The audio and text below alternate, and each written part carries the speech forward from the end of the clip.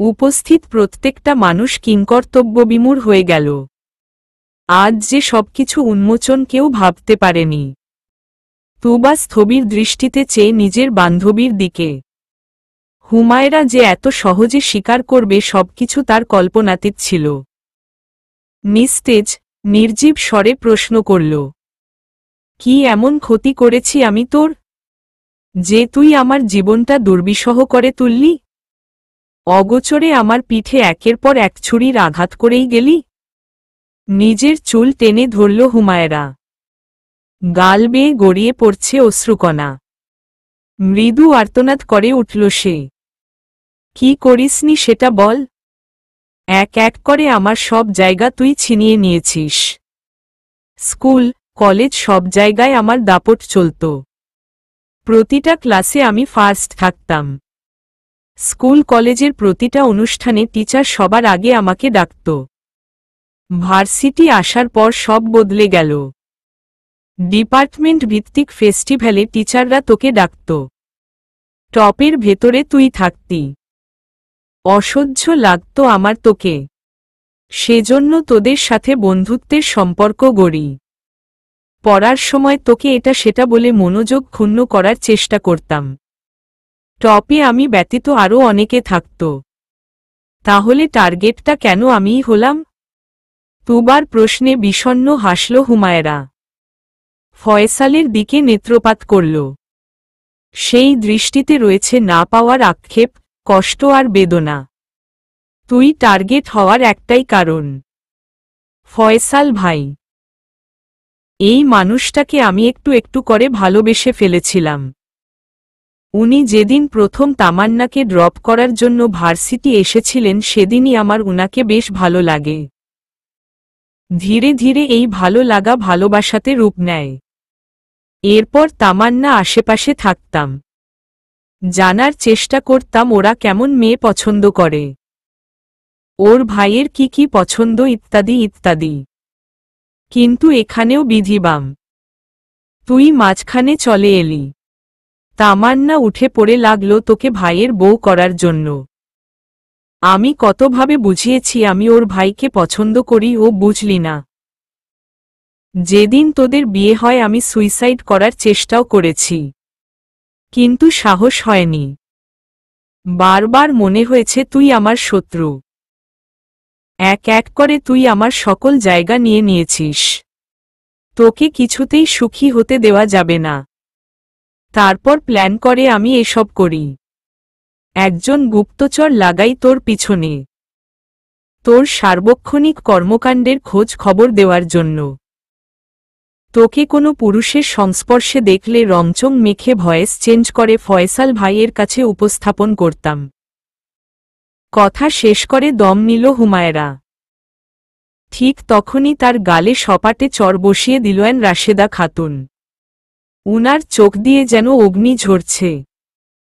তোমার মতো সন্তান যে মা জন্ম দিয়েছে তার মতো পোড়া কপালি আর কেউ নাই। আতুর ঘরে তোমাকে মেরে ফেলা উচিত ছিল। যে একজন মেয়ে হয়ে আরেকটা মেয়ের সংসার নষ্ট করে, একটা সুখের সংসারের শান্তি শেষ করে, সেই মেয়ে আমার সন্তান হলে গলা টিপে মেরে ফেলতাম। মা হয়ে ছেলেকে করুণ অবস্থা দেখেছি শুধু তোমার কারণে।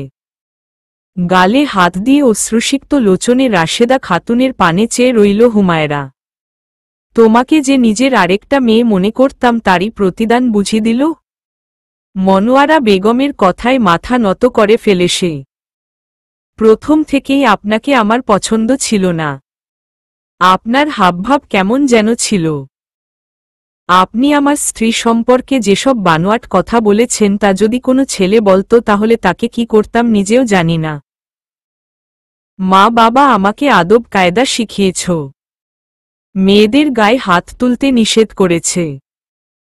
তুবা বড় বড় কদম ফেলে মিলনের বউয়ের সম্মুখে এসে দাঁড়াল।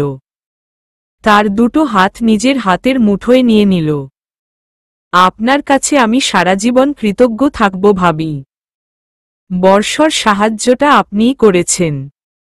এসব কথা বাহিরের কাউকে বলা যায় না। আপনাকে এখানে উপস্থিত রাখার একটাই কারণ কখনো যেন আমাকে আর মিলন ভাইকে নিয়ে আপনার মনে অবিশ্বাসের জাল বুনা হয়। প্রিয় মানুষকে হারানোর ভয় সবাই পায়। আমি আমার স্বামীকে ভীষণ ভালোবাসি। মাঝে ফোড়ন কাটে হুমায়রা। আমি কি সবই মিথ্যে বলেছি? তুই আবাসিক হোটেলে যাসনি? রাগে কপালের শিরা ফুলে উঠে ফয়সালের। চক্ষু জোড়া দিয়ে যেন অগ্নি বর্ষিত হচ্ছে। সেই অগ্নিশিখা ভস্ম করে দিবে হুমায়রাকে। হাত মুষ্টিবদ্ধ করে বড় বড় পা ফেলে হুমায়রার সামনে গিয়ে দাঁড়াল। দুহাতে গলা চিপে ধরল হুমায়রার। দম আটকে এলো হুমায়রার। নিঃশ্বাস নিতে না পেরে কুকাতে শুরু করে। ফয়সালের হাত থেকে বাঁচার আপ্রাণ প্রয়াস চালাচ্ছে। ফয়সাল দাঁতে দাঁত পিষে বলে, এত কিছু করলে আমি তুবাকে ছেড়ে দিব? ভাবলি কি করে? আমি সারা জীবন নিঃসঙ্গ থাকলেও অন্য কাউকে গ্রহণ করতাম না। কষ্ট হচ্ছে না নিঃশ্বাস নিতে? আমারও এতদিন হয়েছে। নিজের রুমটায় যখন বউ আর মেয়েকে না দেখতাম নিঃশ্বাস বন্ধ হয়ে আসতো আমার। মানসিক যন্ত্রণায় জর্জরিত হয়েছি আমি। ফয়সাল ভাই এসব নর্দমার কিট মেরে কেন হাত নোংরা করবেন? বাধা দিও না তাহমিদ, আজ একে মেরাই ফেলব।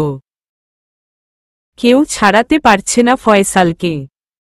তুবা তাড়াতাড়ি এগিয়ে আসলো তার কাছে। ধমকে বলল, ফয়সাল ছাড়ো ওকে, ও মরে যাবে। তুমি ওর কথা বিশ্বাস করো কেন? কেউ কিছু বললে যাচাই না করে তুমি তার কথা বিশ্বাস করে নিবে? তুবার কথা তোয়াক্কা না করে ফয়সাল আরও চেপে ধরল হুমায়রার গলা। অবস্থা বেগতিক দেখে আশেপাশের মানুষগুলোকে পরোয়া করল না তুবা। লাজ শরম একপাশে ফয়সালকে পিছন থেকে জড়িয়ে ধরল নিবিড়ভাবে। তুবার মাথায় একটা কথাই ঘুরছে, আগে মেয়েটাকে বাঁচাতে হবে, না হলে বড় কোনো অঘটন ঘটে যাবে। তুবার শক্ত আলিঙ্গনে হাত আলগা হয়ে এলো ফয়সালের। তুবার স্পর্শে শীতল হয়ে এলো মন মস্তিষ্ক। রাগ, ক্রোধ, রোষ যেন এক নিমিষেই উধাও হয়ে গেল। শিরদাঁড়া বেয়ে নিম্নমুখে প্রবাহিত হল তরল স্রোত। সকল শক্তি বল যেন একটু একটু করে নিঃশেষ হতে লাগল। স্থির হয়ে দাঁড়িয়ে রইল সে। সবাই যেন স্বস্তির নিঃশ্বাস ফেলল। নিজের গলায় হাত দিয়ে খুক খুক করে কাশছে হুমায়রা। এতক্ষণে যেন দেহে প্রাণ ফিরে পেল। চোখ দুটো টকটকে লাল হয়ে গেছে। তামান্না এক গ্লাস পানি এনে দিল হুমায়রাকে। ফয়সালকে জড়িয়ে ধরার পর তার গায়ে দেওয়ার পারফিউমের ঘ্রাণ তুবার নাসারন্ধ্রে প্রবেশ করতেই বড্ড বিদঘুটে ঠেকল। নাড়িভুড়ি উল্টে এলো তার। নিজেকে নিয়ন্ত্রণ করতে চেয়েও পারল না। হরহর করে ফয়সালের গায়ের উপরই বমি করে দিল। হতবিহ্বল, অবরুদ্ধ হয়ে গেল ফয়সাল সহ সবাই। এই তো ভালো ছিল, এখন আবার কি হল? আতঙ্কিত, ভীতিগ্রস্ত কণ্ঠে ফয়সাল বলল, তুমি বমি করো, আমার সমস্যা নেই। নিজের থেকে ফয়সালকে ছাড়ানোর চেষ্টা করল তুবা।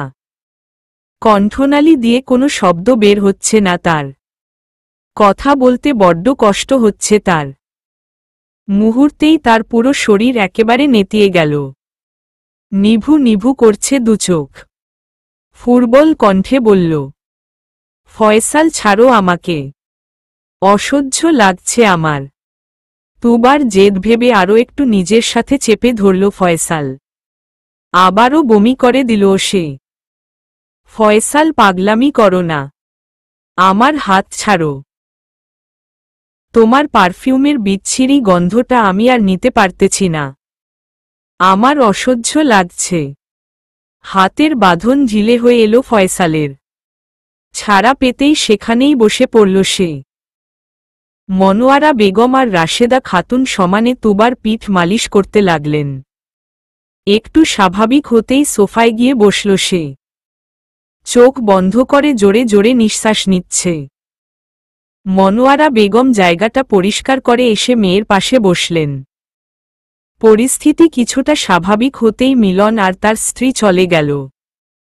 কারণ একটু একটু করে রাত বাড়ছে। ফয়সাল কিছুটা দূরত্বে সেভাবেই দাঁড়িয়ে রইল। রুমের এক কোণে এখনো হুমায়রা ফুপিয়ে ফুপিয়ে কাঁদছে। চোখ মেলে একবার তাকালো তুবা, পুনরায় আবার চোখ বন্ধ করে নিল।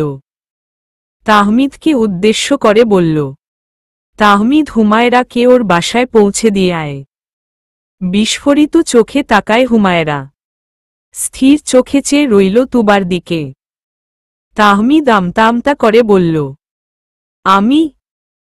হ্যাঁ, তুই। আর হুমায়রা, তোকে শাস্তি দেওয়ার ক্ষমতা আমার নেই। তুই আমার বান্ধবী, বোন, সবকিছু। হয়তো তোর কাছে আমি বা আমরা কিছু না হতে পারি, তবে তোকে নিজের একটা অংশ মনে করতাম। যাই হোক, ভালো থাকিস সব সময়। বলেছিলাম আজ সবকিছুর ইতি ঘটবে। অগোচরে থাকা সবকিছু সম্মুখে আসবে। সবকিছু সম্মুখে তো চলে এসেছে, এখন ইতি ঘটবে বন্ধুত্বের। যে বন্ধুত্বের স্থায়িত্ব ছিল বহু বছর। তোর সাথে যোগাযোগ থাকলে আমার পূর্বের কষ্টগুলো মনে পড়ে যাবে। তামান্না কিছু বলার জন্য মুখ খুলতেই তুবা পুনশ্চ বলল, আর কিছু বলার দরকার নেই তামান্না। বুদ্ধিমানদের বেশি কিছু বলে বুঝাতে হয় না, এরা অল্প কথায় বুঝে যায়। আই থিঙ্ক হুমায়রা বুদ্ধিমতী। তাহমিদ হুমায়রার কাছে গিয়ে বলল, চলো। হুমায়রা এক পলক তুবা আর তামান্নার দিকে তাকাল, তারপর মাথা নিচু করে সেখান থেকে বেরিয়ে গেল। তামান্না, তোর ভাইকে বল পরিষ্কার হয়ে নিতে, আর এমন বাজে পারফিউম যেন আর ব্যবহার না করে। ফয়সাল আহাম্মকের ন্যায় তুবার দিকে তাকিয়ে চোয়াল ঝুলে গেল তার। এটা তো তুমিই আমাকে গিফট করেছিলে। তামান্না, তোর ভাইকে বল বেশি কথা না বলে যেন লম্বা একটা শাওয়ার নেয়। কিছু না বলে ফয়সাল চলে গেল তাহমিদের রুমে। ফয়সালের পিছু পিছু সোহেলও চলে গেল। রাশেদা খাতুন তুবার একটা হাত ধরে বলল, আমার দিকে তাকাতো।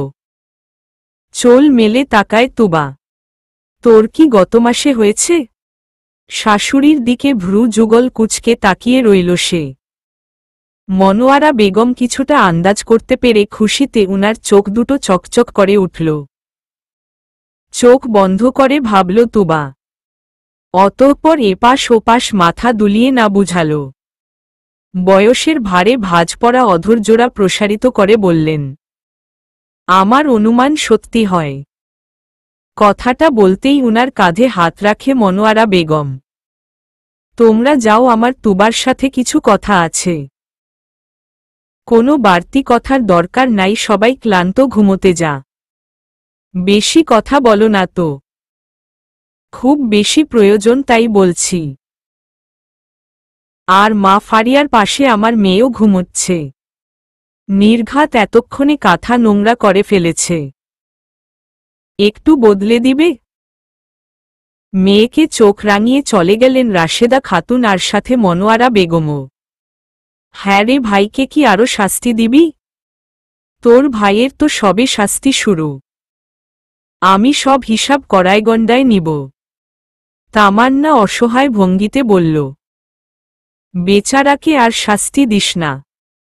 এই কয়দিনে একেবারে নাজেহাল অবস্থা হয়েছে। আমাকে ক্ষণে ক্ষণে ফোন করে জিজ্ঞেস করত, তুবা কি আমাকে সত্যিই ছেড়ে দিবে? আমি ওকে ছাড়া থাকতে পারবো না। তুই ওকে বুঝা না। আমার না সত্যি ভাইয়ের জন্য মায়া হতো। শাস্তি কেন দিব না বল? তার আরও আগে উচিত ছিল না আসল কার্লোপ্রিট খুঁজে বের করা? আচ্ছা, যা হওয়ার হয়ে গেছে। তুই রুমে যা, আমি ভাইকে পাঠাচ্ছি। তবে আগেই বলে রাখছি, তুই আর আমি আজ একসাথে থাকব। কতদিন পরে সুযোগ হলো। পুরুষের দল একসাথে থাকবে। কপালে হাত ঠেকিয়ে আধশোয়া হয়ে আছে তুবা। বড্ড ক্লান্ত লাগছে তার। ফারিয়া আর তামান্নার মেয়ে পুতুল নিশ্চিন্তে ঘুমোচ্ছে। কপাল থেকে হাত সরিয়ে ওদের দিকে তাকিয়ে মলিন হাসল সে। এই সময়টাই বেস্ট ছিল। নেই কোনো চিন্তা, নেই কোনো টেনশন, কারো প্রতি কোনো অভিযোগ নেই। তুবার মুখোমুখি হয়ে দাঁড়ালো ফয়সাল। তুবার দিকে স্থির মুগ্ধ দৃষ্টিতে চেয়ে রইল কিছুক্ষণ। কয়েক ঘন্টায় যেন তুবার মুখটা শুকিয়ে এতটুকু হয়ে গেছে। কয়েক পা সামনে এগিয়ে যেতেই হাত দিয়ে থামিয়ে দেয় তাকে। তুবার বাধা প্রয়োগে হতবুদ্ধি হয়ে গেল সে। হতভম্ব হয়ে কিয়ৎকাল চেয়ে থেকে ক্ষীণ স্বরে বলল, অনেক তো শাস্তি দিল, আবার কি? তারপর বুকের বাপাশে শাহাদাত আঙুল দিয়ে ইশারা করে পুনর্বার বলল, তোমার শূন্যতায় এখানটায় পুড়ে তো প্রচণ্ড কষ্ট হয়, যেই কষ্টের ব্যাখ্যা কখনো করা যাবে না। আরও একটু এগিয়ে আসতেই চোখ রাঙানি দিল তুবা। খবরদার আর 1 ইঞ্চি কাছেও আসবে না তুমি, খুব খারাপ হয়ে যাবে। তোমার শাস্তি তো তোমাকে এখনো দিল আমি না, এখনো শুরু হয়নি তোমার শাস্তি। ফয়সাল অসহায় ভঙ্গিতে বলল, 1 মাস কি কম সময়? আর কত শাস্তি দিবে? আমার চোখ দুটোর দিকে একটা বার তাকাও। অনিদ্রার সাক্ষী এই চোখ দুটো। আর পুরিও না তুবা, আল্লাহর দোহাই লাগে। ফয়সালের দিকে তাকিয়ে মৃদুস্বরে হাসল তুবা। একটা সময় পর হাসি মিলিয়ে গিয়ে অক্ষিকোটরে জমায়েত হতে লাগল অশ্রুকণা। 1 মাস আর 5 বছর কি সমান হল? হয়নি তো জনাব। একটাবার তুমি সব খুলে বলতে, শুধু একটাবার, তাহলে আজ এত কিছু হতোই না। 1 মাসে নাজেহাল হয়ে গেলে। আর আমি যে গত 5টা বছরেরও বেশি সময় ধরে প্রতিনিয়ত তোমার দহনে পড়েছি। সেই বেলা আমি তো জানতামও না আমার অপরাধ কি। কিন্তু তুমি তো জানো। শেষবার তুমি কি বলেছিলে? ভুলে যাওনি নিশ্চয়ই? একটা বার আমার জায়গায় নিজেকে দাঁড় করাও তো। কি করতে তুমি? যখন তোমার মর্জি হতো কাছে টেনে নিতে। তোমার সান্নিধ্য পাওয়ার জন্য মরিয়া হয়ে থাকতাম। সবকিছু সামলে একটু সময় বের করে সাজগোজ করে তোমার জন্য বসে থাকলেও একটাবার আমার দিকে তাকাতে না। হয়তো আমাকে ভালোবাসো না, আর বিশ্বাস তো কখনো করোইনি। তাই তো আমি সিদ্ধান্ত নিয়েছে। ফয়সাল একছুটে এসে তুবার মুখ চেপে ধরল। কম্পিত কণ্ঠে বলল, যাই শাস্তি দাও, ছেড়ে যাওয়ার কথা বলো না। আমার তোমাদের লাগবে, তোমাদেরকেই লাগবে। ফয়সালের হাতটা ঝাড়া দিয়ে দূরে সরাল সে। দূরে যাও তো, দূরে যাও, একেবারে আমার কাছে আসবে না। ফয়সাল অপলক তাকিয়ে রইল তুবার দিকে। তারপর দরজার কাছে গিয়ে ভালো করে আটকে নিজের কান ধরল ফয়সাল। স্কুল পড়ুয়া বাচ্চাদের মতো ওঠবস করতে লাগল সে। ফয়সালের রাগ ভাঙানোর অভিনব কৌশল গোচরীভূত হতেই খুব হাসি পেল তুবার।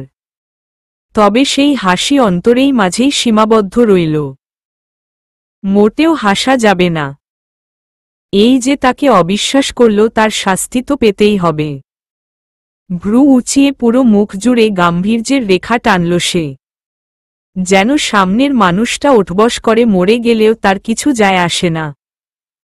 ক্লান্ত হয়ে তুবার মুখোমুখি হয়ে মেঝেতে বসে পড়ল ফয়সাল। নিজের মাথাটা রাখল তুবার কোলে। তুবার একটা হাত নিজের মাথায় রেখে কাতর স্বরে বলল, একটু হাত বুলিয়ে দাও না। ফয়সালের কথায় কোনো প্রতিক্রিয়া দেখাল না তুবা। স্থির হয়ে রইল। ফয়সাল ধরা গলায় বলে, দাও না একটু হাত বুলিয়ে। তুবা আলতো করে ফয়সালের মাথায় হাত বুলাতে লাগল। তুমি জানো আমি কত রাত শান্তিতে ঘুমোতে পারি না? নিজের ভুলে সবকিছু হারানোর যন্ত্রণা এই পৃথিবীতে আর দুটো হয় না। নিদারুণ সেই যন্ত্রণা। আমি তোমাকে ভালোবাসি তুবা। তোমরা বারবার বলো না কেন সব বলিনি।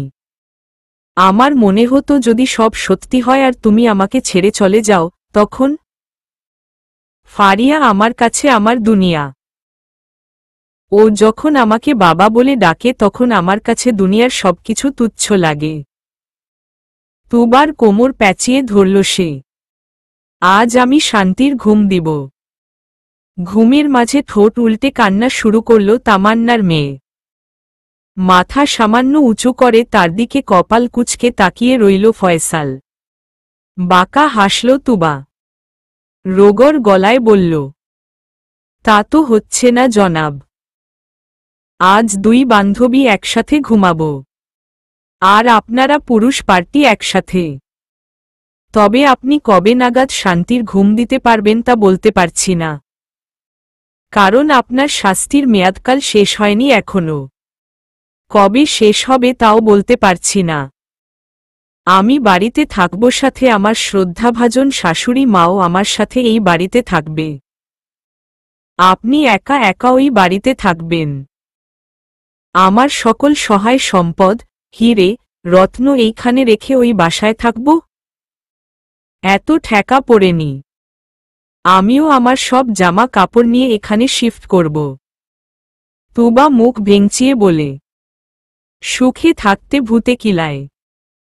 এখন খাও ভূতের কিল। এই বাড়িতে তোমার জায়গা নেই। জেলের কয়েদিকেও তো কোনো না কোনো উপলক্ষে সাজা মাফ করে দেওয়া হয়। আমাকেও আমার মেয়ের জন্মদিন উপলক্ষে সকল শাস্তি মওকুফ করো। কোনো ভাবান্তর হল না তুবার। আচ্ছা ঠিক আছে, মাফ যেহেতু পাবো না, সান্ত্বনা হিসেবে কিছু একটা দাও। পরেরটা হয় পরে দেখা যাবে। তুমি যাবে? যাব না। আগে কিছু একটা দাও। দেখ পুতুল কাঁদছে। তোমার একটু মায়া হচ্ছে না? পুতুলের মতো বাচ্চা মেয়েটার এক পলক তাকালো। মৃদু শব্দে কাঁদছে। ঘন ঘন কয়েকবার শ্বাস ফেলে ফয়সালের ঘর্মাক্ত কপালের চুলগুলো সরিয়ে সেই ভাঁজে নিজের ওষ্ঠ ছুয়াল। ফয়সালের শুষ্ক ওষ্ঠে ফোটল তৃপ্তির হাসির। ফয়সালের ঠোঁটে হাসি দেখে রাশভারী স্বরে তুবা বলল, এখানে হাসির কিছু হয়নি। ভালোবেসে আমি চুমু টুমু দেয়নি। এটা আমি আমার সন্তানের বাবা। কে দিয়েছি? সে ছিল বলে আমার কলিজার টুকরোকে পেয়েছি। ঠোঁটের হাসি বজায় রেখে উঠে দাঁড়ায় ফয়সাল। তুবার দুগাল আলতো করে ধরে অধরে অধর ছুঁয়ে দিল। হকচকিয়ে গেল তুবা। এটা সে কল্পনাও করেনি। ভালোবাসাটা সন্তানের বাবার জন্য থাকলেই চলবে। দরজার ছিটকিনি খুলে বাইরে চলে গেল সে। কিন্তু হতবিহব্বল হয়ে বসে রইল তুবা। সকাল 11:45। মাত্রই ট্রেন থেকে নামল নাজিফা। কোলাহলপূর্ণ স্টেশন। কেউ নামছে ট্রেন থেকে, আবার কেউ উঠছে। হকাররা এটা ওটা নিয়ে প্রতিটা জানালার কাছে গিয়ে সবাইকে জিজ্ঞেস করছে কিছু নিবে কিনা। বহুদিন পরে নিজের জেলায় পা রেখে লম্বা শ্বাস টেনে নিল ভেতরে। কতদিন পরে আসলো। চোখ বুলিয়ে পুরো স্টেশন দেখল নাজিফা। ভিন্নতা এসেছে বেশ।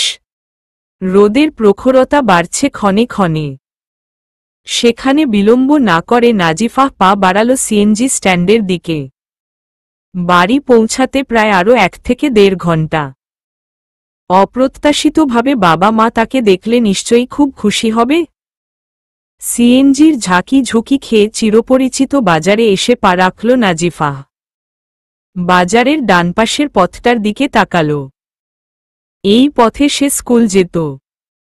সরু পথ আর সরু নেই, বেশ চওড়া হয়েছে। একটা গাড়ি অনায়াসে আসা যাওয়া করতে পারবে। বাজারের দোকানপাটেও বেশ পরিবর্তন লক্ষ্য করা যায়। আগে গুটি কয়েক দোকান ছিল আর এখন পুরোই জমজমাট। পুরো বাজারটা এক পলক দেখল সে। বেশিরভাগ দোকানই বন্ধ। দুপুর বলে হয়তো সবাই বাড়ি চলে গেছে। হাতে গোনা কয়েকজন মানুষ মাত্র বাজারে। মধ্য বাজার পেরিয়ে যখন নিজের বাড়ি যাওয়ার কাঁচা রাস্তাটায় পা রাখল তখন কেউ উচ্চ শব্দে বলে উঠল, নাওপা না তুমি? কতদিন পর গ্রামে ফিরলা? কেমন আছো আপা? সামনের মানুষটার দিকে নেত্রপাত করল নাজিফা। 15 কি 16 বছর বয়সী এক কিশোর। গালভরে মাত্রই দাড়ি ওঠা শুরু হয়েছে। নাজিফা একগাল হেসে বলল, হাফিজ। হাফিজের চোখ দুটো যেন খুশিতে চকচক করে উঠল। আমারে চিনছ আপা? শব্দহীন হেসে মাথা দুলায় নাজিফা। হাফিজ নাজিফার হাত থেকে ট্রলি টেনে নিয়ে নেয়। ঢাকা থাইক্কা আইছো আপা? এইডা আমিই লইয়া যাই। জোরাজোরি করেও নাজিফা ওর থেকে আর ট্রলি নিতে পারেনি। জানো আপা, আমি এইবার এসএসসি পরীক্ষা দিছি। তুমি বাড়ি থাকতে তো তোমার কাছে অঙ্ক পড়তাম। তোমার মতো কেউ পড়ায় না আপা। তুমি কত সুন্দর কইরা বুঝাইতা। তোকে না আগে বলেছি এভাবে কথা বলবি না। শুদ্ধ ভাষায় কথা বলবি। গেরামের টান গো আপা। কথা বলতে বলতে বাড়ির উঠানে পা রাখল নাজিফা। ও চাচি, দেহ ক্যাডা আইছে। হাফিজের ডাকে ঘর থেকে বের হয়ে আসে ফাহমিদা বেগম। মেয়েকে দেখে নিয়ন্ত্রণ হারিয়ে শক্ত করে দরজায় ধরেন তিনি। এতগুলো দিন পরে মেয়েকে কেঁদেই ফেলেছেন। বড় বড় পা ফেলে মায়ের কাছে গিয়ে দাঁড়ায় নাজিফা। মেয়েকে হাতের কাছে পেয়ে সারা মুখে হাত বুলাতে লাগলেন। কপালে সুদীর্ঘ এক চুমু দিয়ে বুকের সাথে মিশিয়ে নিলেন তিনি। বাবার এক হাত জড়িয়ে ধরে বসে আছে নাজিফা। খালেদ মোশাররফও পরম মমতায় আগলে রেখেছেন মেয়েকে।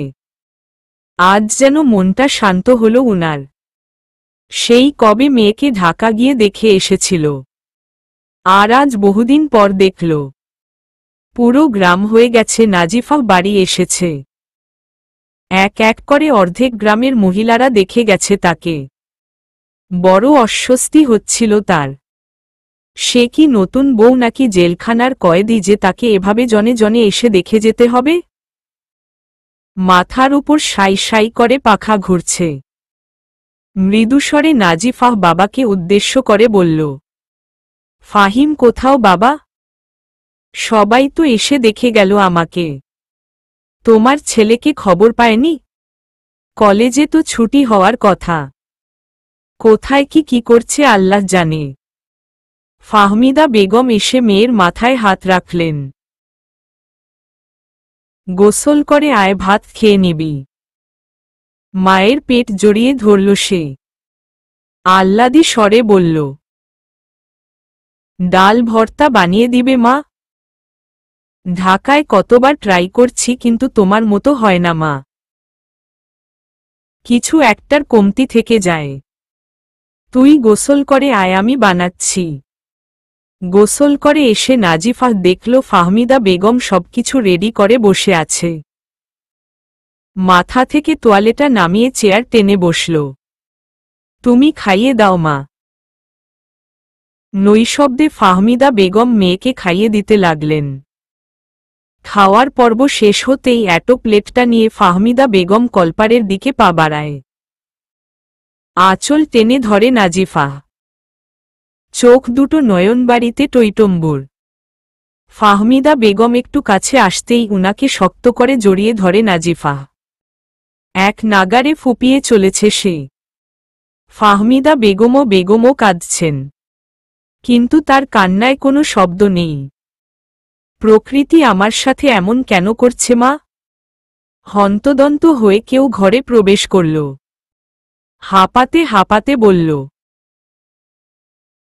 কেউ আমার নাও মা কই? কণ্ঠস্বরের নিনাদ কর্ণগোচর হতেই মুখে হাসি ফুটল নাজিফার।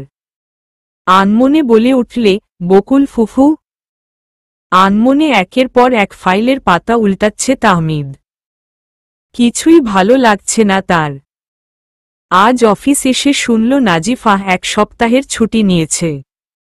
স্যার, এভাবে অপেক্ষা না করে সোজাসাপটা বলে দিলই তো পারেন।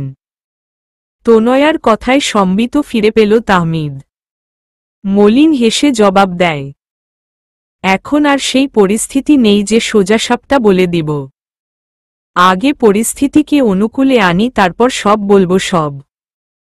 বাই দ্য ওয়ে, তুমি কি জানো ও কি কারণে গ্রামে গেছে? এপাশ ওপাশ মাথা দুলায় সে। জিজ্ঞেস করেছিলাম। বেশি কিছু বলেনি, শুধু বলেছে খুব দরকার যাওয়া। কপালে চিন্তার বলিরেখা ভাসমান হয় তাহমিদের। জানো খুব টেনশন হচ্ছে। যদি বিয়ে সংক্রান্ত কিছু হয় তখন? আপনি এক কাজ করেন, আপনি তো নতুন একটা সিম নিয়েছেন, ওই নাম্বার থেকে একটা মেসেজ করেন, দেখেন কি রিপ্লাই আসে। ভালো কথা মনে করেছ তো। আমি এখনই মেসেজ দিচ্ছি। তুমি কিন্তু ইন্টেলিজেন্স আছো। সেদিন সামান্য লুকিং গ্লাসে বারবার নাজিফাহকে দেখেছি বলে কিভাবে আমার পেট থেকে কথা আদায় করে নিলে। মুচকি হেসে সেখান থেকে প্রস্থান করল তনয়া। তাহমিদ মোবাইলের কভার খুলল, কিন্তু সেখানে সিমটা নেই। আতকে উঠল সে। এখানেই তো রেখেছিল, গেল কোথায়? রুমের মধ্যে কোথাও রাখেনি তো? নাকি হারিয়ে গেল? মনটা খচখচ শুরু করল তার। কপালে হাত ঠেকিয়ে চেয়ারে গা এলিয়ে দিল। অনেকদিন যে সে ওই নাম্বার থেকে কোনো খুদে বার্তা পাঠায় না। নাজিফা কি ভুলে গেছে, নাকি সেও খোঁজ নেওয়ার চেষ্টা করেছে? মধ্যবয়সী বকুলের কোলে মাথা রেখে শুয়ে আছে নাজিফা। মায়ের পরে এই কোল তার বেশি প্রিয়। কেমন অন্যরকম এক শান্তি বিরাজ করে। বকুল অভিমানের স্বর টেনে বললেন, এখন আহ্লাদ দেখানো হচ্ছে। কই, যখন ঢাকা থাকিস একবারও তো ফোন করে আমার কথা জিজ্ঞেস করিস না। তোর আসার খবর শুনে দৌড়ে আসলাম। চাঁদ কোনো দিকে উঠল? তুমি শুদ্ধ ভাষায় কথা বলছ? আগে তো বলেও ছাড়াতে পারিনি। চুপ করে রইলেন বকুল। খানিকটা নুয়ে নাজিফার কপালে চুমু আঁকলেন তিনি। সংসার পাতলে হয়তো তোর মতো আমারও একটা মেয়ে থাকত। তাই তো তোকেই আমি আমার মেয়ে মনে করি। তোর কপাল আর আমার কপাল একরকম। মানুষের কটু কথা শুনতে শুনতে দিন পার করি।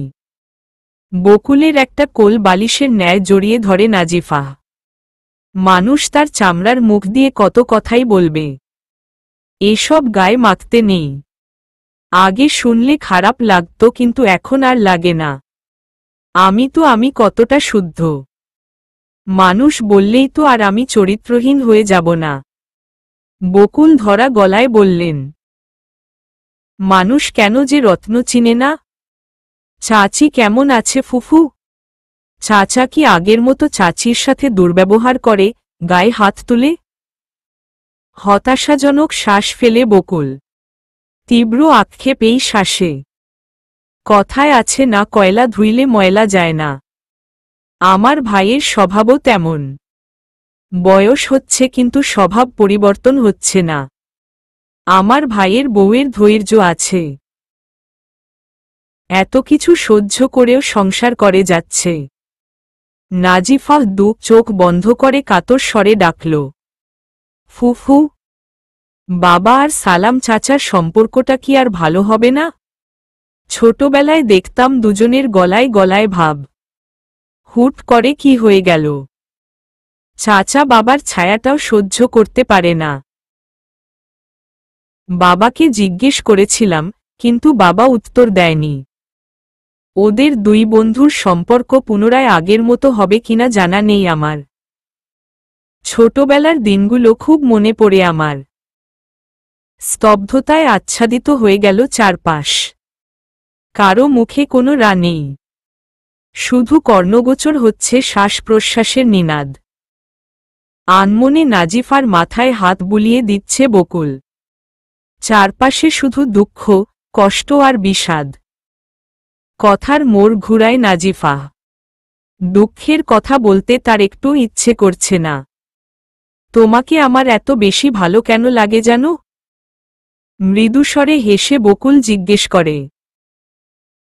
কেন? কারণ তোমার নাম বকুল। আর বকুল আমার প্রিয় ফুল। বকুলের মাতাল করা সুগন্ধি আমার বেশ লাগে। আর তোমার গায়ের গন্ধটাও।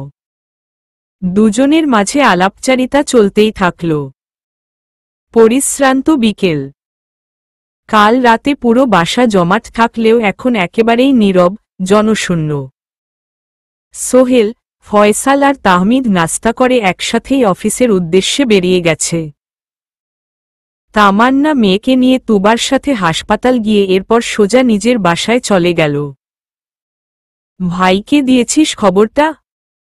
তুবা রাশভারী গলায় বলল। দেইনি, দিবও না। এটাও তোর ভাইয়ের শাস্তি। বেচারাকে আর জ্বালাতন করিস না। মা কোথায়? সুখবর শুনে মায়ের প্রতিক্রিয়া কি? আমাকে পাগল করে ফেলছে। আমি এত বেখেয়ালি কেন? প্রায় 3 মাস হতে চলল, তারপরও আমার খবর নাই আমি প্রেগন্যান্ট। যদি কোনো অঘটন ঘটত?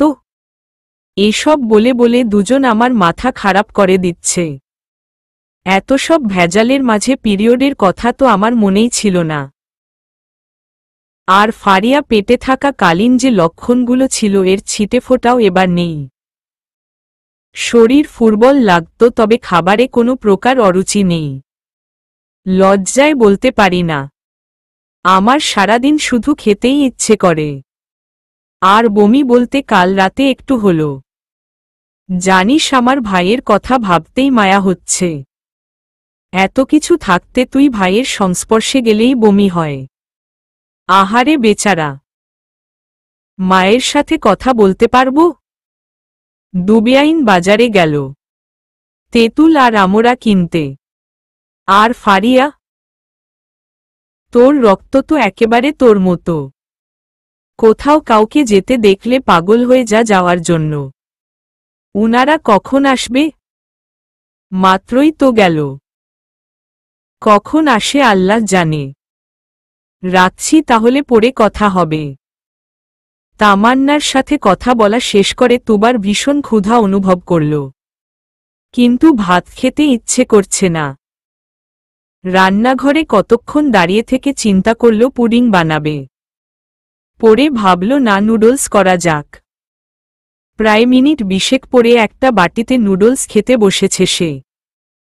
অর্ধেক খাওয়া শেষ হতেই বিকট শব্দে কলিং বেল বেজে উঠল। বেশ বিরক্ত হল তুবা। বিরক্তিতে শব্দ স্ফুরিত হয় তার কণ্ঠনালী দিয়ে।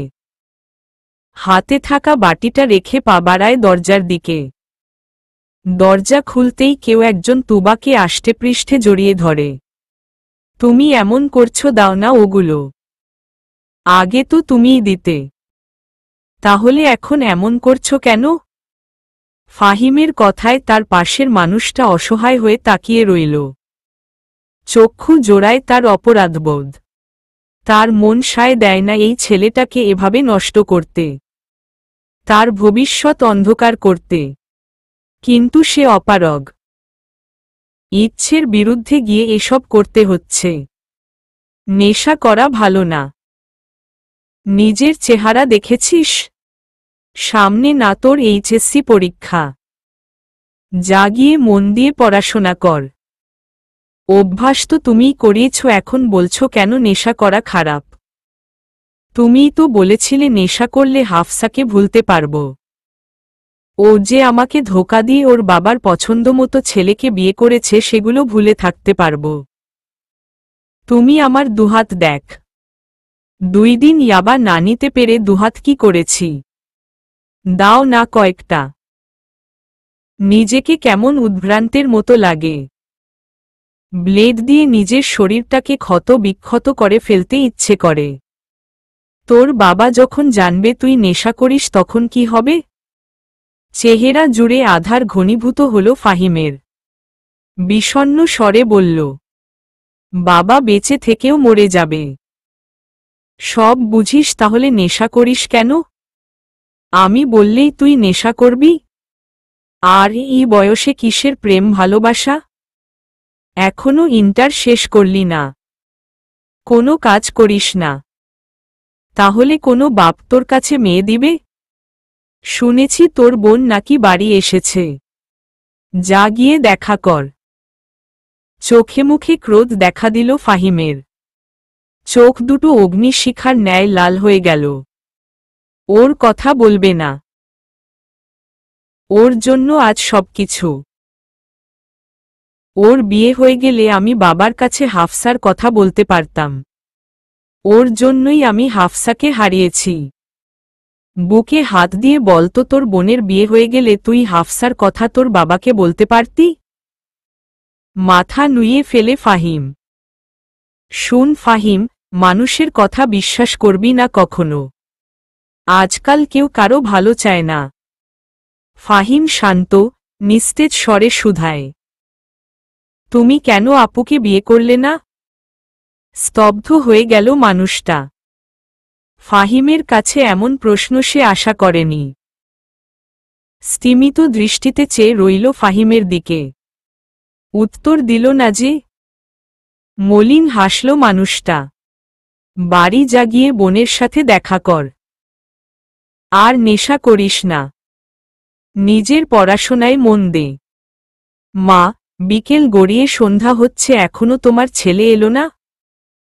ফাহমিদা বেগম রান্নাঘর থেকে জবাব দিল। চলে তো আসার কথা। কথা শেষ করতে পারল না সে, এর আগেই ফাহিম এসে উপস্থিত হয়। নাজিফা ভাইকে দেখা মাত্র দৌড়ে গেল তার কাছে।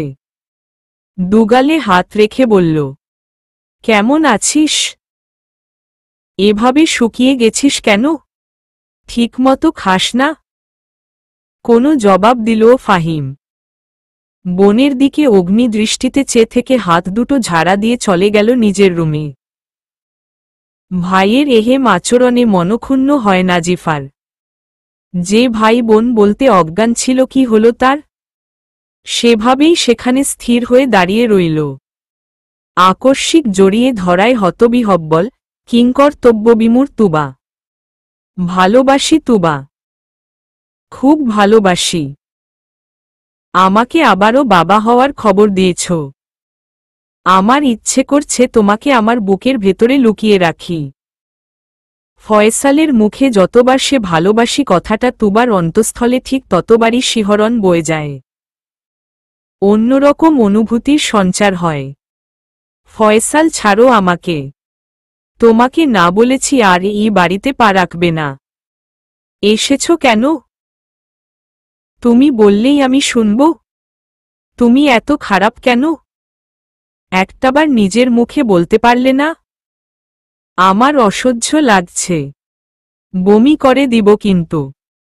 করে দাও, আমার কিছু যায় আসে না। আগে আমি কলিজা ঠান্ডা করে নেই। বিলম্ব করল না, তুবার সাথে সাথেই বমি করে ভাসিয়ে দিল। তুবা ভাঙা গলায় বলল, নোংরা হয়ে যাচ্ছ ফয়সাল। ছাড় আমাকে, আমার নাড়িভুড়ি উল্টে আসছে। কোনো রকমে নিজেকে ছাড়িয়ে সেখানেই বসে পড়ল সে। হরহর করে বমি করছে। হাঁপাতে হাঁপাতে বলল, ফয়সাল, আগে তুমি এসব পোশাক ছেড়ে আসো। ফয়সাল মিনিট 10-এর মাথায় এসে আবার হাজির হল। তুবা ক্লান্ত হয়ে সোফায় গা এলিয়ে দিয়েছে। ক্লান্তিতে দুচোখ নিভু নিভু করছে। ফয়সাল বিনা শব্দে ওয়াশরুম থেকে বালতি এনে জায়গাটা পরিষ্কার করতে লাগল। হালকা শব্দে চোখ মেলে তাকায় সে। সামনের চিত্র দেখে একেবারে স্থির হয়ে যায়। অপলক, অনিমেষ চেয়ে রইল সেই দিকে। তোমাকে এসব কে করতে বলেছে? একটু পরে আমি পরিষ্কার করে নিতাম। তুবার দিকে তাকিয়ে প্রশস্ত হাসল ফয়সাল। তবে কোনো জবাব দিল না। জায়গাটা পরিষ্কার করে তুবার সামনে হাঁটু গেড়ে বসল। তুবার উদরে হাত রেখে তুবার চোখের দিকে চেয়ে রইল কিয়ৎকাল। উদরে ঠোঁট ছোঁয়াল সে। ফয়সালের সেই স্পর্শে কেঁপে উঠল তুবা। আমার আরেকটা পাখির জন্য এসব কাজ করতেই পারি। তবে আমি হলফ করে বলতে পারি যে আসছে সে নিশ্চয়ই ছেলে। না হলে এত হিংসুটে হওয়ার কথা না। তোমার সব ঠিকঠাক, শুধু আমি কাছে গেলেই তোমার বমি হয় কেন? এই ছেলে এখনই আমাকে তোমার কাছ থেকে আলাদা করার চেষ্টা করছে। দুনিয়ায় আসলে তো তোমার ধারে কাছেও ঘেঁষতে দিবে না। সর্বনাশ! ফয়সালের কথা বলার ভঙ্গি দেখে হেসে ফেলল তুবা।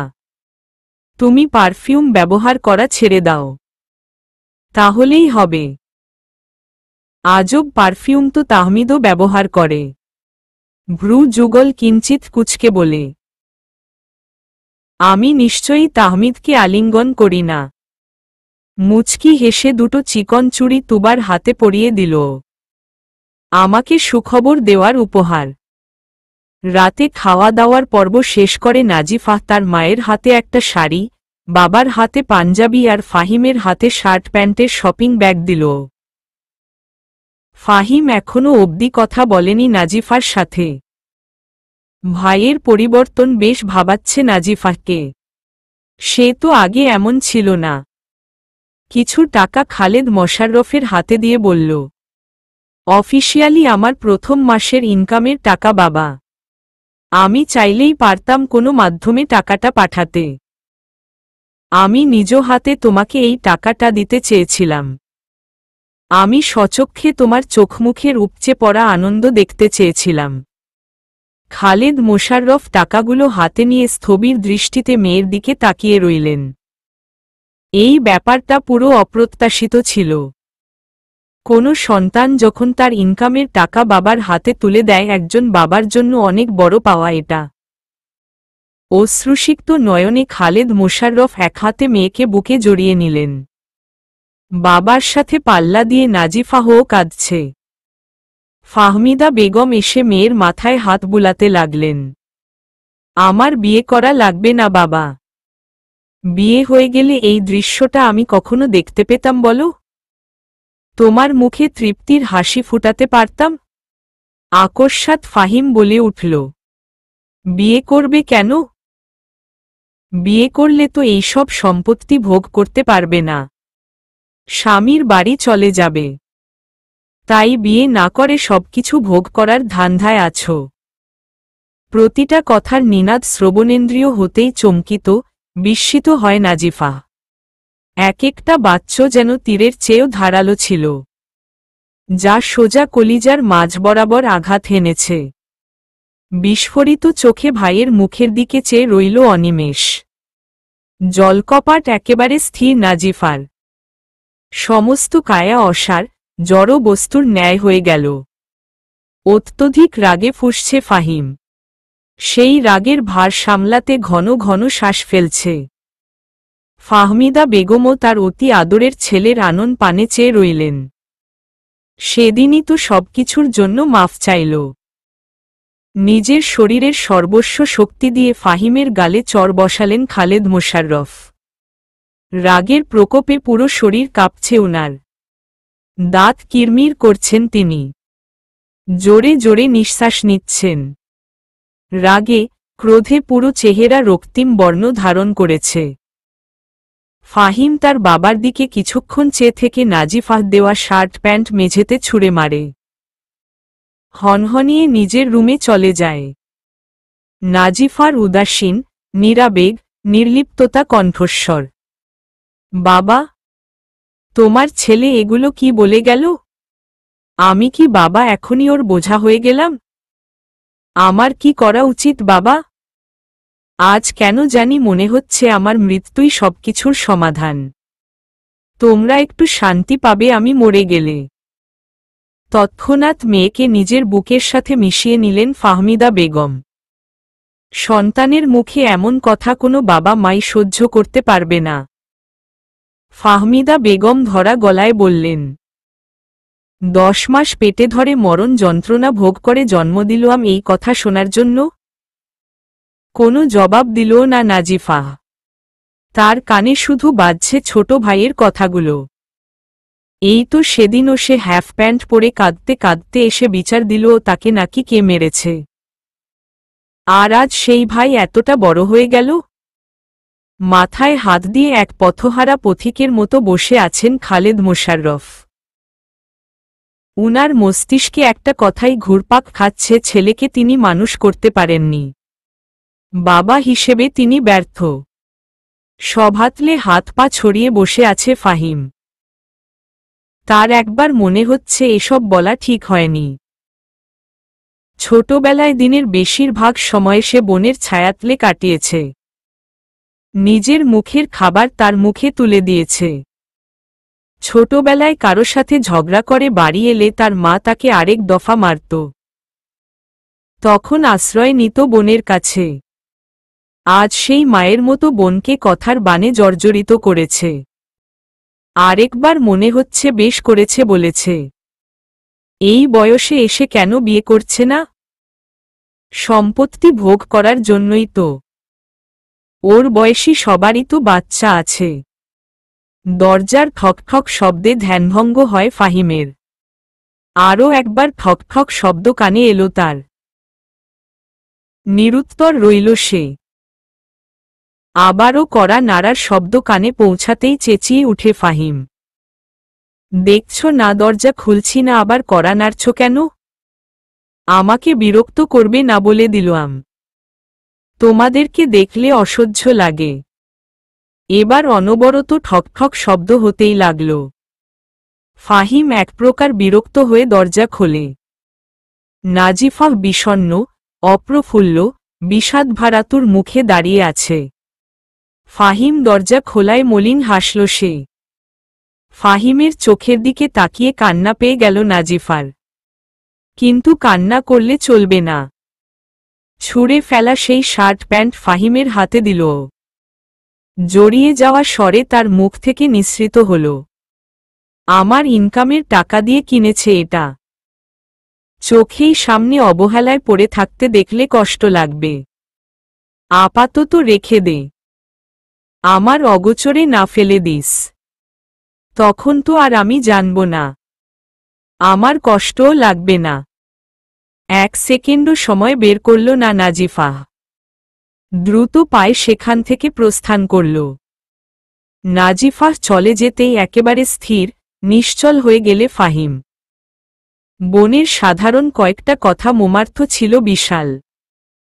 বিমূঢ়, অচৈতন্য হয়ে দরজা আটকে এগুলো খাটের ওপর রাখল সে। সম্মুখের চুলগুলো টেনে ধরল।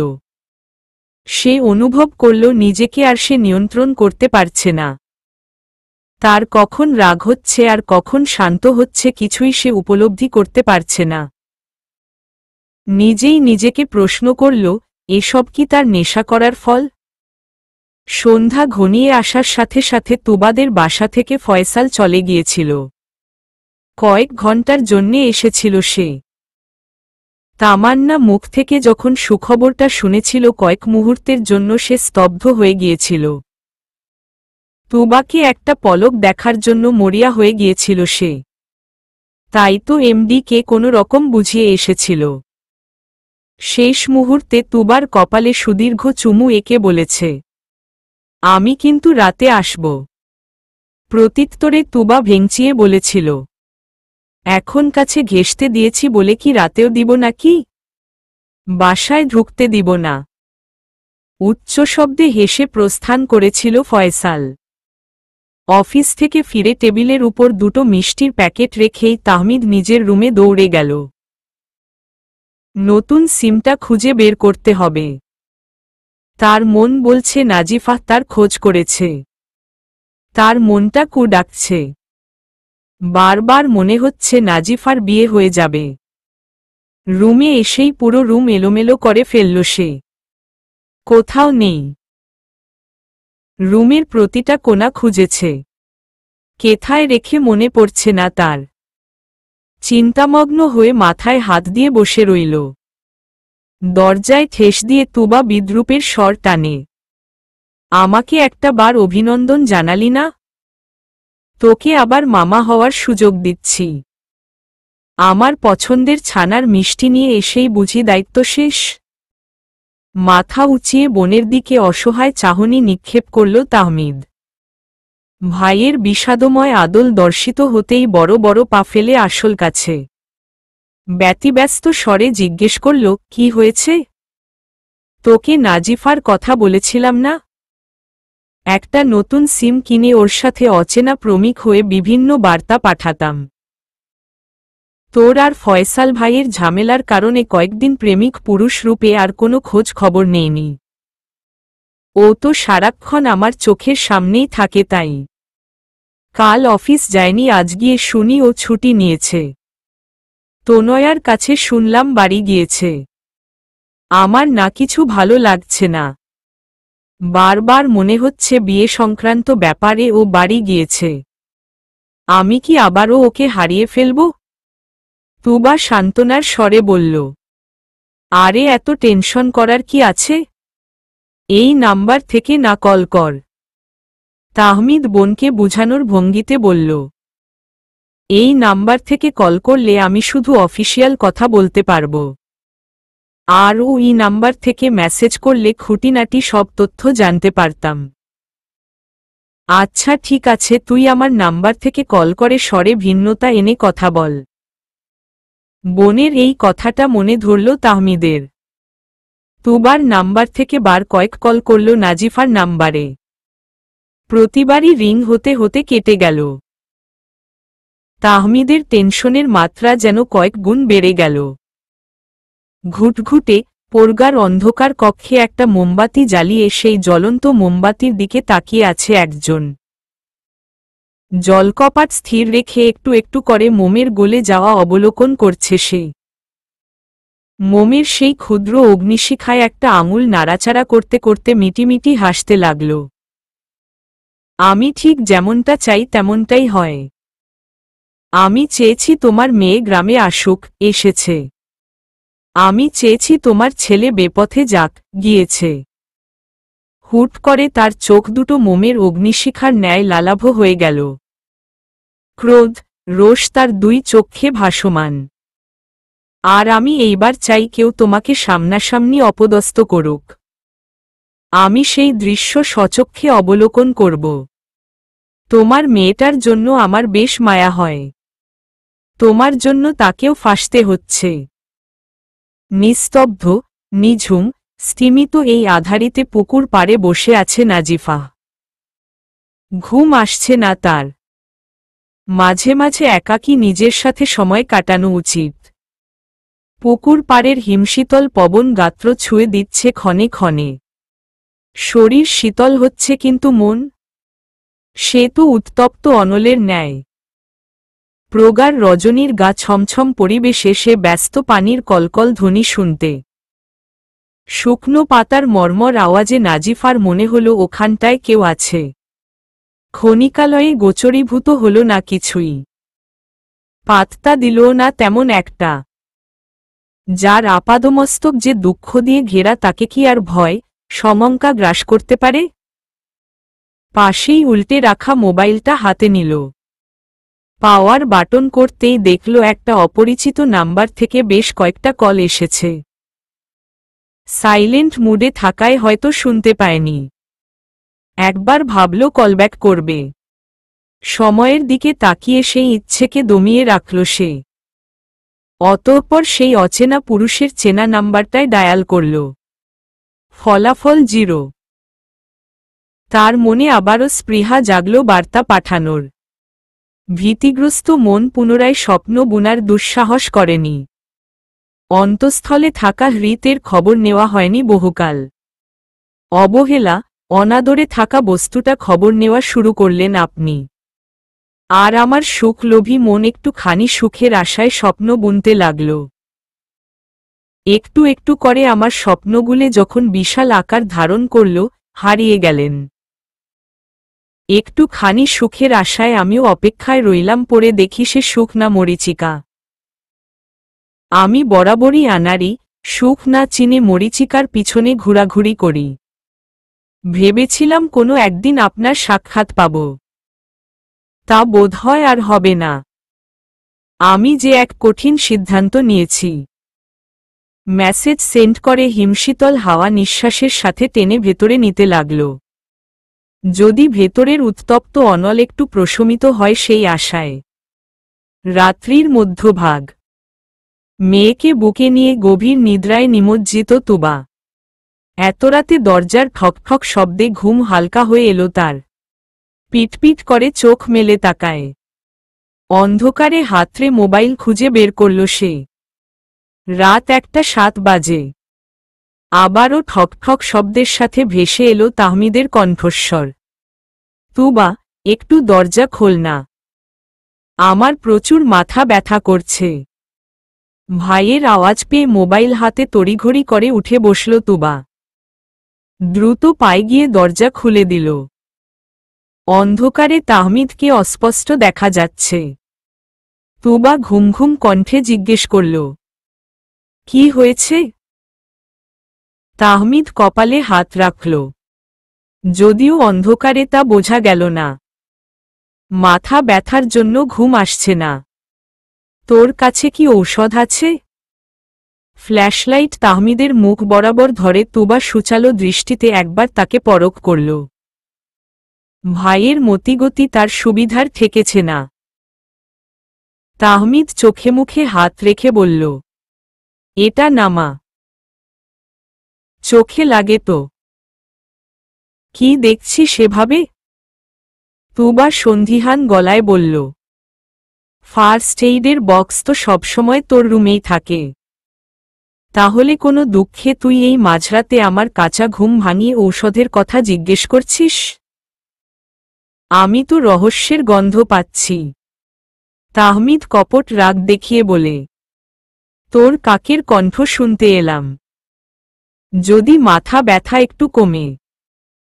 তোর বেসুরা কাকের কণ্ঠ ম্যাজিকের মতো কাজ করে। কোথায় হন্তদন্ত হয়ে ঔষধ খুঁজে বের করবি? তা না করে গোয়েন্দাগিরি করছিস। বলেই দাঁড়ালো না। হনহন করে নিজের রুমের দিকে চলে গেল। তাহমিদের উত্তরে আহাম্মক হয়ে গেল তুবা। তাহমিদের মাথা ব্যথা করছে কথাটা মাথায় আসতে তাহমিদের পিছু পিছু গেল। তাহমিদের রুমে গিয়ে বক্স হাতড়ে ঔষধ পেয়ে তীক্ষ্ণ দৃষ্টিতে তাকালো তুবা। রাগে দাঁত কটমট করছে সে। তাহমিদ কাচুমাচু হয়ে বলল, যা এবার তুই। আমি ঔষধ খেয়ে ঘুমাবো। হাতের কাছে ঔষধ রেখে আমার কাঁচা ঘুম ভাঙালি? পাল্টা রাগ দেখিয়ে বিড়বিড় করে তাহমিদের রুম থেকে প্রস্থান করল। উষ্ণ শ্বাস ফেলে নিজের রুমের দরজা আটকাল তুবা। ড্রিম লাইটের মৃদু আলোয় নিজের শায়িতস্থানে কালো অবয়ব দেখে কলিজার পানি শুকিয়ে গেল তার। পুনরায় মোবাইলে আলো জ্বালাল। তার দৃষ্টি গোচর হল ফয়সালের হাস্যোজ্জ্বল মুখশ্রী। 32 পার্টি দাঁত বের করে হাসছে। অপ্রত্যাশিতভাবে ফয়সালকে দেখে ভয় কাঁপতে লাগল সে। ফয়সাল তুবার হাল বুঝতে পেরে তৎক্ষণাৎ উঠে এসে তাকে আষ্টেপৃষ্ঠে জড়িয়ে ধরল। তখনও কাঁপছে তুবা। ফয়সাল পিঠে মাথায় হাত বুলিয়ে বলল, ভয় পাচ্ছ কেন? আমিও তো। এই দেখো জলজ্যান্ত আমি। ভয়ের চোটে ফয়সালের শার্ট খামচে ধরে কেঁদে দিল তুবা। ফোপাতে ফোপাতে বলে উঠল, তুমি আমার অবস্থা জানার পরও এভাবে ভয় দেখাবে? তুমি জানো এগুলো আমার জন্য ক্ষতিকর। তাহমিদের সাথে মিলে এমনটা করলে তাই তো? নিজের বক্ষস্থল থেকে তুবার মাথা তুলে কপালে একটা দীর্ঘ চুম্বন করল। কি করব বলো? বউ যে বলে দিয়েছিল কাছে ঘেঁষতে দেবে না। এইদিকে নিরীহ আমার যে বউয়ের সান্নিধ্যে পেতে বড্ড ইচ্ছে করছিল। বউ আর মেয়ের বিরহে আমি অধম এমনিতেই আধমরা। তার উপর বউ আবার ছল চাতুরি তার শাশুড়িকেও নিজের দলে দখলে নিয়ে গেল। উফ! তার মধ্যে নতুন কেউ আগমনের বার্তা। মনটা কেমন বউ বউ করছিল। আর ওই ভুতুড়ে বাসায় একা একা থাকা যায় বলো? তাই কায়দা করে চলে এলাম। তুমি প্রচণ্ড খারাপ একটা মানুষ। আমি তোমাকে একটুও ভালোবাসি না। শব্দহীন হেসে তুবাকে বুকের সাথে মিশিয়ে দাঁড়িয়ে রইল ফয়সাল। চারপাশে শুনশাননি স্তব্ধতা। মাথার উপর ঘূর্ণায়মান পাখার সাইসাই আধান কেবল কর্ণগোচর হচ্ছে। শাস্তি কমানো যায় না? মানছি তো আমি ভুল করেছি। আদালতে দোষী তার দোষ স্বীকার করলেও তার শাস্তি কমিয়ে দেয়। আর তুমি আমার বউ হয়ে আমার সাথে এমন অবিচার করছ? কোনো প্রকার বাক্যব্যয় না করে মিটিমিটি হাসতে লাগল তুবা। ঠিক এইভাবেই ফয়সালকে নাকে দড়ি দিয়ে ঘোরানোর ফন্দি আটল।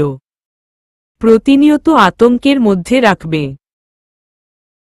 আকস্মাৎ ফয়সাল তুবাকে ছেড়ে নিচে বসে পড়ল। অনুজ্জ্বল, অপরিস্ফুট, ক্ষীণদৃষ্টিতে ফয়সালের মুখের অবয়ব কিছু বুঝতে পারল না তুবা। নতুন প্রাণ এখানে আছে তাই না তুবা? ক্ষীণালোকে বাঁকা হাসল তুবা। ফয়সালকে আতঙ্কগ্রস্ত করতে গম্ভীর স্বরে বলে, তুমি যদি ভেবে থাকো এমন আদিক্ষেতা করলে বা একটু ভালোবাসা দেখিয়ে মিষ্টি মিষ্টি কথা বললে আমি মতো পাল্টে নেব, তবে তুমি ভুল করছ। আমি তোমাকে শাস্তি দিয়েই ছাড়ব। ফয়সাল তুবার কোমর প্যাঁচিয়ে ধরে বলে, ইস, বললেই হলো নাকি? এখানে আর কয়েকদিন থাকার পর আমি তোমায় ওই বাসায় নিয়ে যাব। তুমি এখানে থাকলে আমি চোরের মতো রাত বিরাতে আসব। মানুষ তার প্রেমিকার সাথে রাত বিরাতে লুকিয়ে চুরিয়ে দেখা করতে আসে, আর আমি বউয়ের সাথে। শুধু বউ আমার 2 সন্তানের মাসে। কি ফাটা কপাল আমার। আরও কিছু সময় বসে থাকার স্থান পরিত্যাগ করে নাজিফা। পুকুর পাড়ের শীতল বাতাসে তার শরীর হিমশীতল হয়ে যায়। নাজিফা চলে যেতেই আড়াল থেকে বেরিয়ে এলো কালো অবয়বটি। মৃদু আলোয় অনিমেষ চেয়ে রইল নাজিফার যাওয়ার পানে। তার সেই চাহনিতে আছে আক্ষেপ, অনুশোচনা, অনুতাপ আর অনুভূতি প্রকাশ করার চাপা কষ্ট। আপাদমস্তক দুঃখে মোড়ানো মেয়েটাকে দেখলে তার বুকে বড্ড যন্ত্রণা হয়।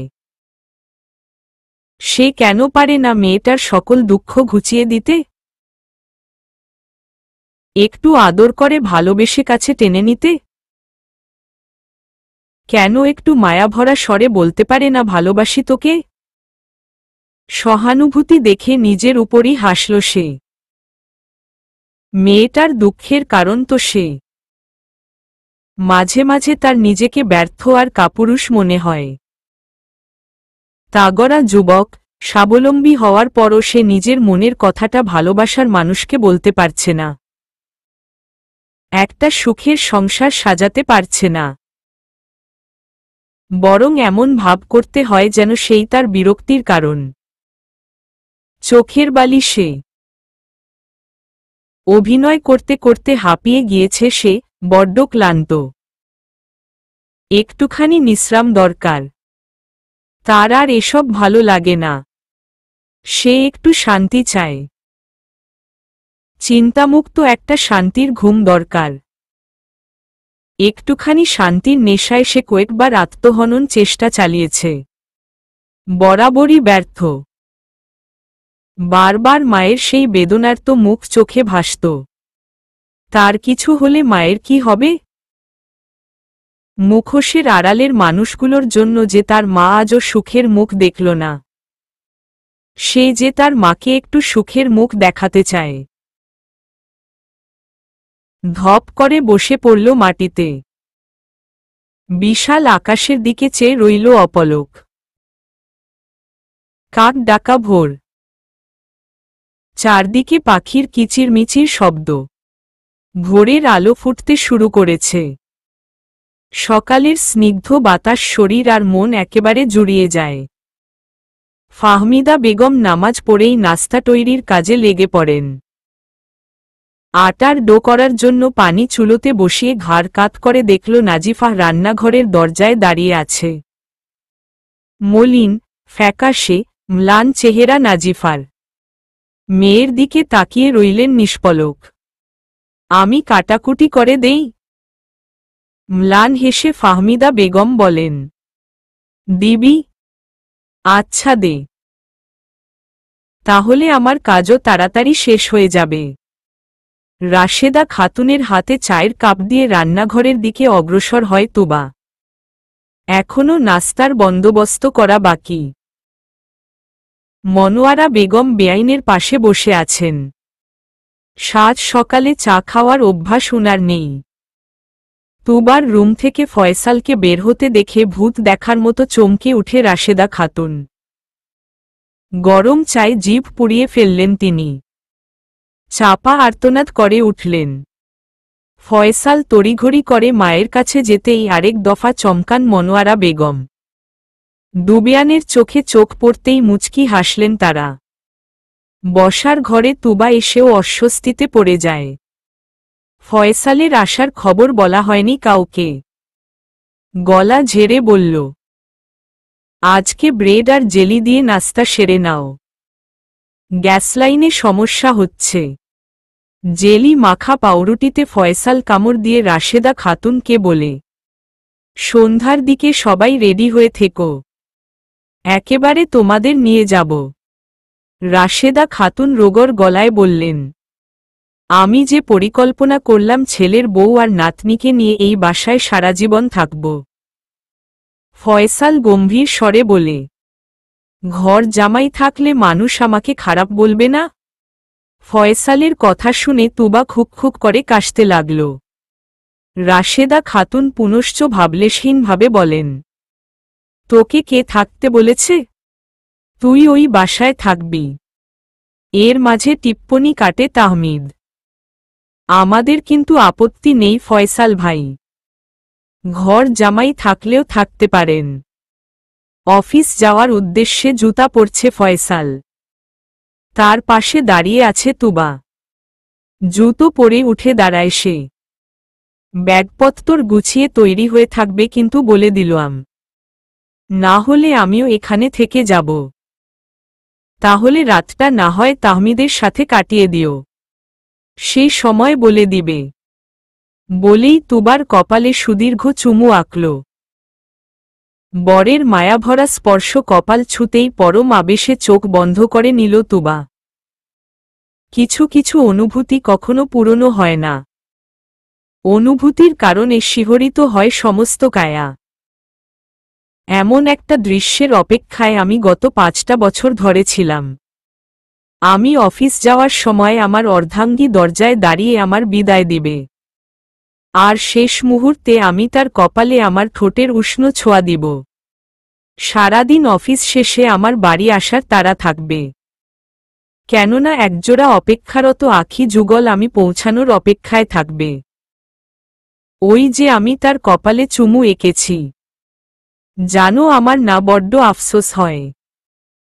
আমার কিছু ভুলের কারণে আমি আমার জীবনে অনেক সুখকর মুহূর্ত অনুভব করতে পারিনি।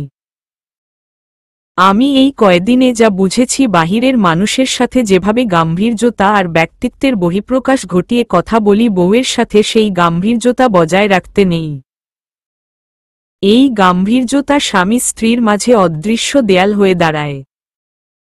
বউয়ের বাচ্চামি সহ্য করতে হয়, তার সাথে বাচ্চামিও করতে হয়, তার সাথে পাগলামি করতে হয়, তার পাগলামি সহ্য করতে হয়, তাকে ভালোবাসতে হয়, তার থেকে ভালোবাসা আদায় করে নিতে হয়। ফেলে আসা দিনগুলো তো আর ফিরে পাব না। আফসোসের মাত্রা কেবল বাড়বে।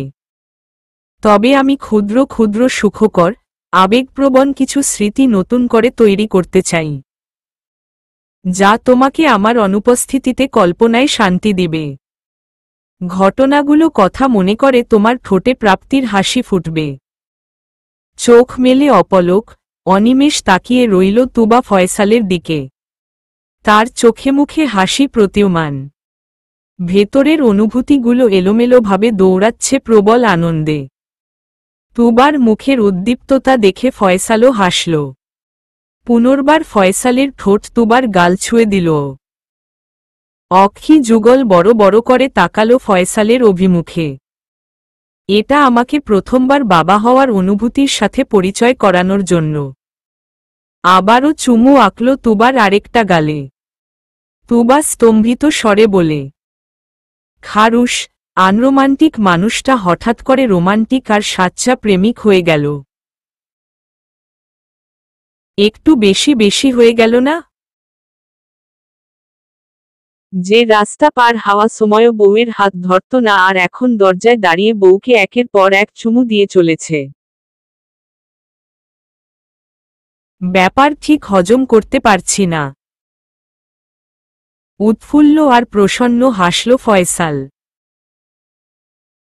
শেষের চুমুটা হলো একই রকম অনুভূতির সাথে আমাকে আরেকবার পরিচয় করানোর জন্য। তোমার আরও একটা চুমু পাও না? তবে সেটা গালে না ঠোঁটে। সেটা এখন না, রাতে পুষিয়ে দিব।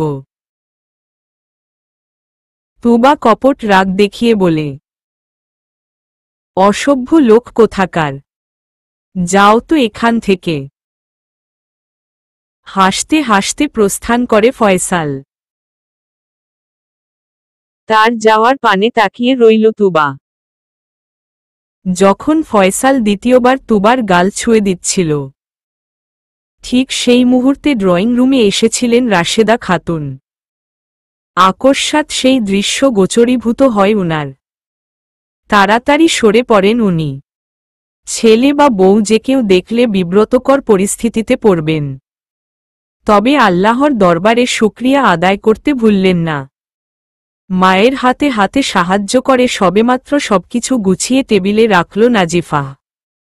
এর মাঝে খালেদ মোশাররফ হাত ছেড়ে ডাকলেন ফাহমিদা বেগমকে। ফাহিমের মা, নাস্তা বানানো শেষ হল? রোদ উঠতে শুরু করেছে। একবার জমিতে গিয়ে এরপর দোকান খুলব। বাবা, বানানো শেষ, তুমি বসে পড়।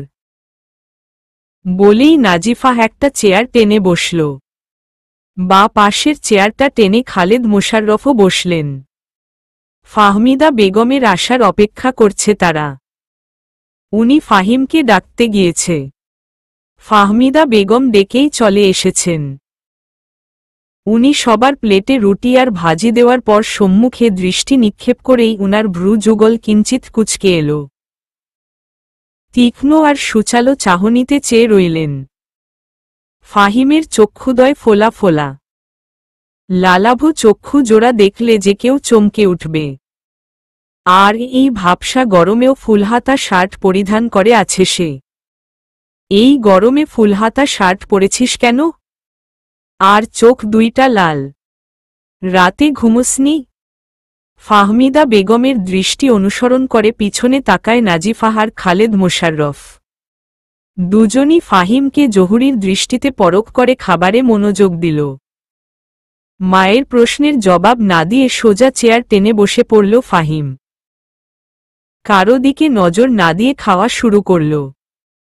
একমনে খেয়েই চলেছে সে। ফাহমিদা বেগমও আর কথা বাড়ালেন না। তিনিও খাওয়ায় মনোযোগ দিলেন। ছেলে যে নাগালের বাইরে চলে উনার আর বুঝতে বাকি নেই। নিঃশব্দে খেয়ে চলেছে সবাই। খালেদ মোশাররফ খাওয়ার ফাঁকে ফাঁকে ছেলের দিকে তাকাচ্ছেন। খাওয়া প্রায় শেষের দিকে। উঠে দাঁড়ায় নাজিফা। তোর খাওয়া শেষ? বাবার করা প্রশ্নে মাথা দুলায় নাজিফা। তোমাদের আমার কিছু বলার আছে। জিজ্ঞাসাসূচক দৃষ্টিতে তাকায় সবাই। তবে ফাহিম মাথা নুইয়ে খেয়েই চলেছে। আমি কাল সারারাত ভেবে দেখলাম, হয়তো তোমরা সবাই আমার প্রতি বিরক্ত। কেউ প্রকাশ করছো আর কেউ করছো না। তাই তোমাদের সবার টেনশন আর চাপ কমাতে আমি বিয়ে করব। তুহিন ভাই না তোমার কাছে একটা সম্বন্ধ নিয়ে এসেছিল? তুহিন ভাইকে বলো তাদের নিয়ে আসতে। ছেলে যেমনই হোক আমার আপত্তি নেই। তারা যদি বলে আমাকে তাদের পছন্দ, তৎক্ষণাৎ বিয়ের আয়োজন শুরু করে দাও। এরপরে যদি সংসারে কোনো অশান্তি বা ঝামেলা হয় আমি বুঝে নেব। সারা জীবন তো সহ্য করে এলাম, তখনও না হয় সহ্য করব। তোমরা তো এই সম্বন্ধের কারণে আমাকে বকুল ফুফুর মিথ্যা অসুস্থতার কথা বলেছ। কারণ তোমরা জানো বকুল ফুফুর শরীর খারাপের কথা শুনলে আমি না এসে থাকতে পারব না। তোমাদেরও শান্তি দিতে চাই আর নিজেও একটু শান্তি চাই। শেষবারের মতো না হয় ভাগ্যকে আরেকটা সুযোগ দিলাম। ফাহমিদা বেগম ছলছল চোখে মেয়ের দিকে চেয়ে রইলেন। খালেদ মোশাররফ থম মেরে প্লেটের দিকে দৃষ্টি নিবন্ধ রাখলেন। কষ্ট হচ্ছে উনার, অসহনীয় কষ্ট। ফাহিম খেয়েই চলেছে কোনো রকম প্রতিক্রিয়া না দেখিয়ে। ভাইয়ের দিকে এক পলক তাকিয়ে নিজের কান্না লুকাতে রুমের দিকে পা বাড়ায় নাজিফা। কয়েক পা এগিয়ে গিয়েও আবার ফিরে আসে। ফাহিম, ভয় পাস না, আমি কোনো দিনও সম্পদের ভাগের জন্য আসব না। আমি যা পাওয়ার কথা সেগুলোও তোর। আমার দুর্দিনেও তোর সম্পদ আমার প্রয়োজন না হয় সেই ব্যবস্থা করব। সম্পদের জন্য মধুর সম্পর্ক নষ্ট হোক আমি চাই না। মুখের সামনে খাবার নিয়ে থেমে যায় ফাহিম। স্তম্ভিত, নিশ্চল, নিষ্ক্রিয় আর অনুভূতিহীন হয়ে বসে রইল কিয়ৎকাল। বোনের চোখের দিকে তাকাতে সংকোচ, সংশয় আর কুণ্ঠাবোধ হচ্ছে। শুকনো ঢুক গিলে নাজিফা। তিক্ত বাণীর তীর দ্বারা বাহিরের মানুষ আঘাত করলে তা সহনীয় হয়, কিন্তু সেই আঘাতটা আপন মানুষ করে তা আর সহ্য করা যায় না। কয়েকগুণ বেশি থাকে সেই নিদারুণ যন্ত্রণা। বিলম্ব না করে দ্রুত স্থান ত্যাগ করে। গলা দিয়ে আর খাবার নামল না খালেদ মোশাররফের। সেগুলোর দিকে তাকিয়ে রইলেন তিনি। যেখানে আমি বেঁচে থাকা কালীন আমার মেয়েকে তার ছোট ভাই সম্পদ নিয়ে কথা শোনায়। না জানি আমি মারা গেলে কি হবে। ঠিক কতটা আঘাত সহ্য করতে পারে আমি এখনই আন্দাজ করতে পারছি। আমি তুহিনের সাথে কথা বলবো। বিয়ে দিয়ে দিল আমিও শান্তি পাব। বাড়ির ভেতরের সরু গলি দিয়ে যাচ্ছে নাজিফা। কয়েকজন মহিলার ফিসফিসানি শুনে পা থেমে যায় তার। আরে ওইডা খালেদ ভাইয়ের মাইয়া না? আহারে এই মাইয়া খালেদ ভাইয়ের মান সম্মান এক্কেবারে শেষ কইরা দিল। মাইয়ার বাপটা কি ভালা মানুষ, আর মাইয়ার চরিত্রে সমস্যা। আরে মাইয়া মানুষরে শহরে পড়ালেহার লিগা পাডাইলে পোলাপান নিয়া ফষ্টিনস্টি করব। আমার নামে এত বড় কথা রতলে গলায় দড়ি দিতাম। আরে এরা মরে না। অসতের আবার কলঙ্কের ভয় আছে নাকি? দুচোখ বেয়ে পানি গড়িয়ে পড়তে লাগল নাজিফার। চলবে।